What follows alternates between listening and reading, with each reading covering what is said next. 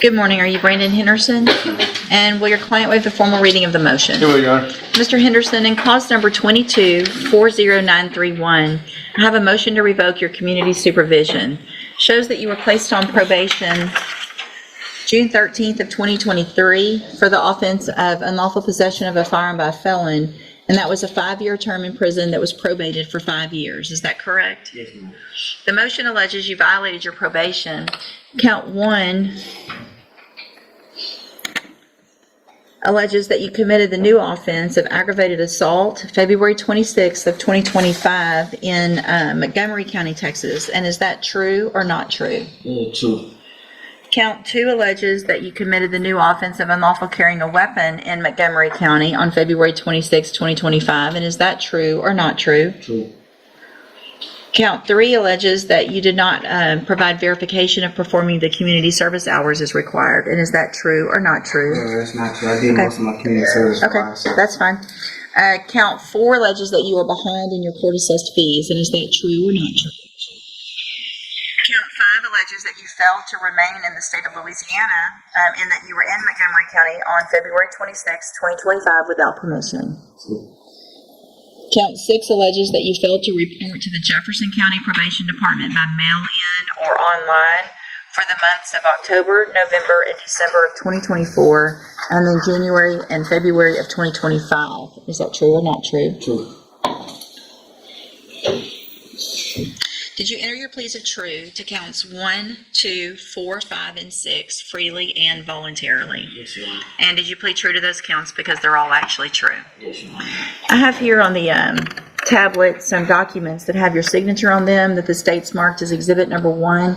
Before you signed these, did you go over them with Mr. Parker? Yes, Your Honor. Do you fully understand them? Yes, Your Honor. And do you understand, if I follow the agreement that you made with the district attorney, that you will be waiving or giving up any right to appeal? Yes, Your Honor. State, Just so the court Yes. is aware, he received 2 years on the case in Montgomery County. That has been discharged according to the law. okay, thank you. State tenders number 1. No objection. It's admitted. Any evidence that Mr. Henderson is not competent? All right, sir, I'm going to find that you entered your plea of guilty freely and voluntarily. Find that your plea of true to those counts freely and voluntarily. Find that you're mentally competent and understand the nature and the consequences of those pleas. Find counts 1, 2, 4, 5, and 6 true. Find sufficient evidence to revoke your probation, and at this time, revoke your probation. Reassess your punishment in accordance with your agreement to a term of 4 years in the Institutional Division of the Texas Department of Corrections. You will receive credit on that sentence for any time that you've been in custody that the law gives you the right to receive. That sentence will run concurrently or at the same time as your Montgomery County cases.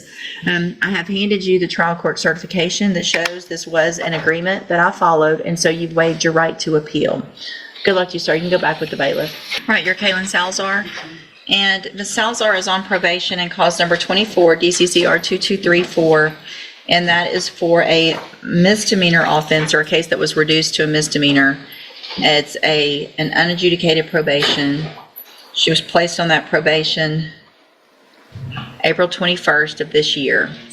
And it was a criminal mischief that was reduced to an attempted criminal mischief.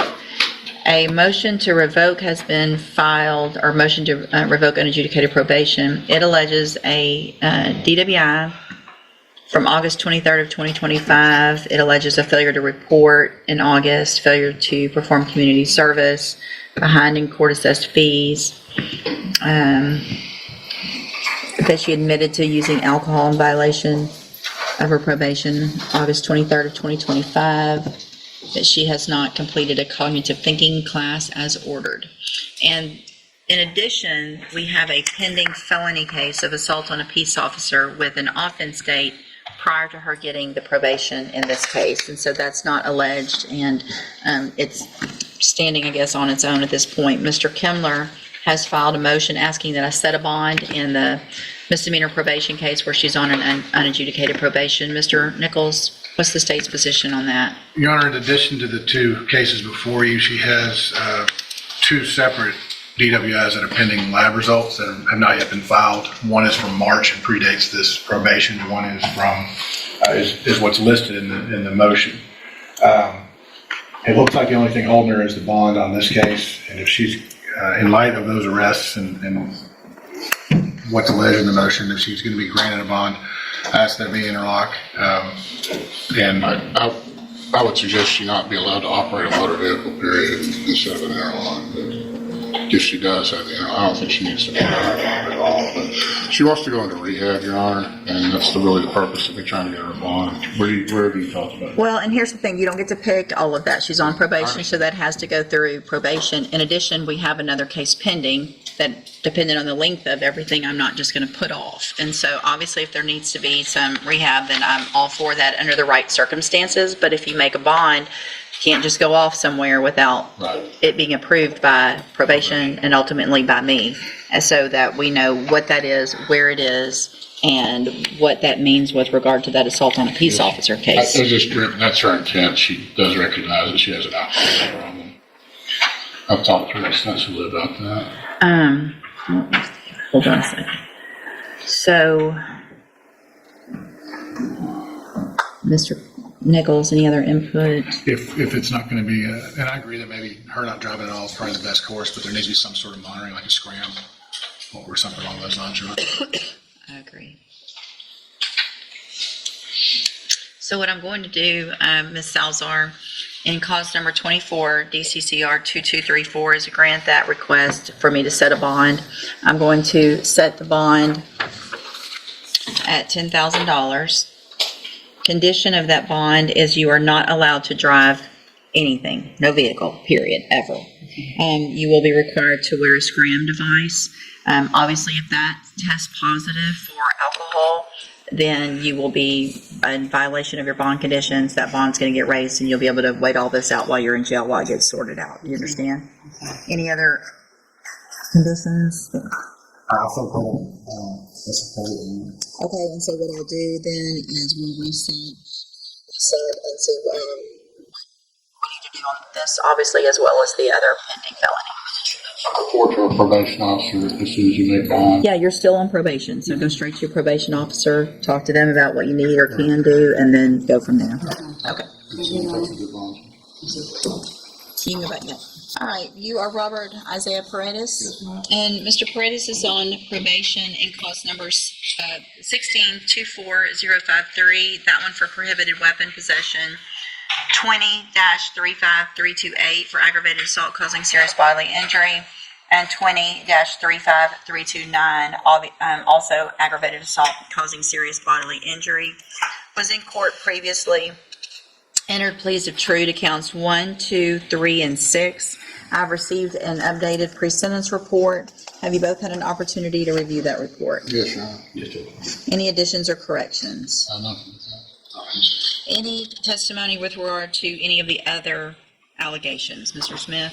Judge, we have a here for. I'm sorry, I can't hear you. We had the probation officer here. If you'd like to hear from him, I believe that, yes, I did address. I mean, I have what he put in here, but I just am asking if there's any witness, if you want to put in on any testimony for the counts that were not pled true to or not. So, Jacob. I would ask him a few questions if the state's not going to call him. I'll get through real good.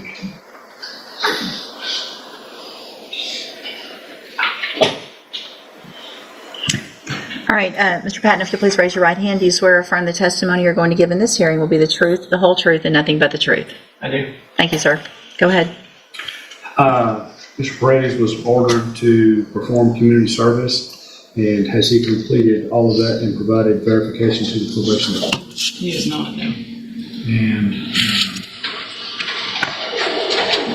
did he appear for alcohol or drug screening on June 18th, June 25th, July 2nd, July 5th, July 21st, 2025? What were those dates ago? June 18th, June 25th, July 2nd, July 5th, July 21st, 2025. So June the 18th, he did not show. June the 25th, he did not show. By 5th, he did not show. Then July 21st, he did not show. That's what it's. I guess I want to know with regard to community service, obviously what has he done out of any of it, if any? Your Honor, in cause number 16-24053, he has completed 169 hours out of the originally assessed 300, Okay. which leaves him with 131. He last performed community service on April 4th of this year. He worked with our work crew at my Beaumont office. He has not performed any of the community service in either of the other two cause numbers. Okay, thank you. Mr. Kimler? Shouldn't the community service be concurrent in all three of the cases? In other words, the community service that he's done in one case should transfer and be credited against community service required in the other cases? It is, yes, sir, correct. So he would have 169 hours in each of the three cases Yes. credited, is that right? Yes. And is that so even though he was already on probation on one and then we gave him probation on two after that? It is typically how we do that, Your Honor. We typically will give them credit for community supervision on any of the cases they're doing for us, regardless of when they started supervision. Community service. Yes. Sorry. May I proceed, John? Yeah. How long have you supervised in this practice? So I'm a supervisor at our department. I've seen Mr. Prentice on numerous occasions for administrative hearings, case staffings, and when I've held down a caseload when we've been in between officers. Because you have some familiarity with him. I do, yes, sir. And during the times that you supervised him directly, has he maintained proper demeanor with him? Yes, sir. Yes. Proper decorum, all those things? That is correct, yes, sir. And should he be continuing on probation, you would not be the supervising officer, that would be someone else, is that right? That is correct. I would not be supervising him. Well, let's say, I suppose you acted as a supervising officer at some point in your career at the probation department, is that right? That is correct, yes, sir. Assuming, let's just speak hypothetically, if you were a supervising officer again, would there be anything about Mr. Paredes that would continue to supervise him as far as his demeanor and decorum and attitude towards the probation department or personnel? Hypothetically, no, not concerning those items. Who was his supervising officer? His supervising officer was Alexandra Ariano. Ms. Ariano went out on maternity leave and elected to stay home with her child. And so we've since filled that vacancy with a new officer.